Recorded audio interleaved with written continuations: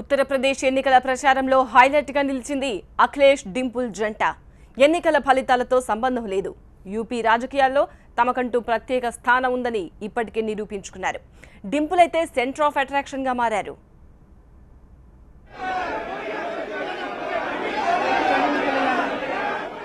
ఒకరిది దూకుడు మనస్తత్వం, మరొకరిది సున్నిత స్వభావం.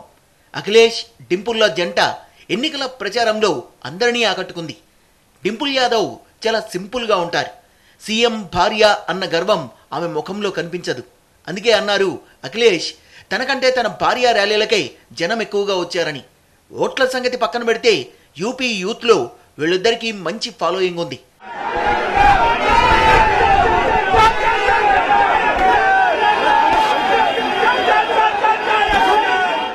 తన గ్లామర్తో ఓటర్లను ఆకట్టుకునే ప్రయత్నం చేశారు డింపుల్. తన ప్రసంగాలతో అందరి మెప్పు పొందారు.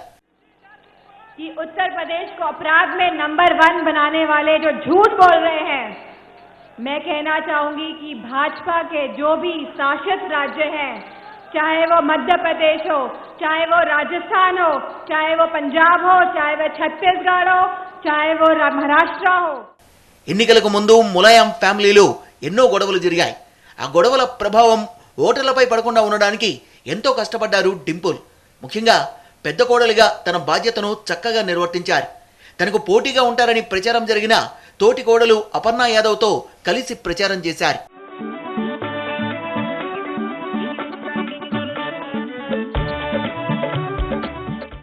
యూపీ ఎన్నికల ప్రచారంలో డింపుల్ ఎంట్రీ తర్వాతే కలర్ఫుల్గా మారిందని చెప్పుకోవచ్చు.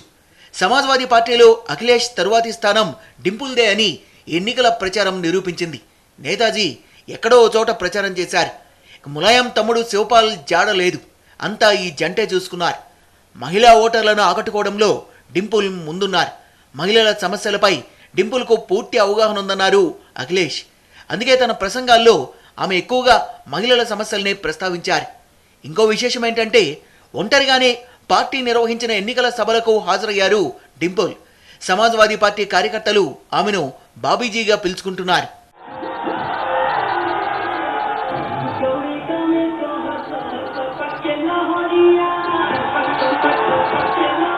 మౌనంగానే పార్టీలో ఎదిగారు డింపుల్.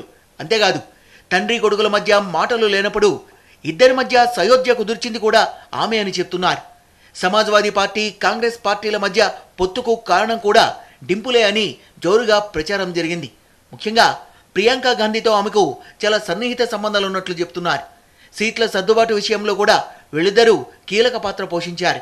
నిజానికి ప్రియాంకతో కలిసి డింపుల్ ప్రచారం చేస్తారని వార్తలు వచ్చాయి. కానీ అలా జరగలేదు. మొత్తానికి యూపీ ఎన్నికల్లో ఈసారి హైలైట్ డింపుల్ యాదవ్ అని చెప్పుకోవాలి.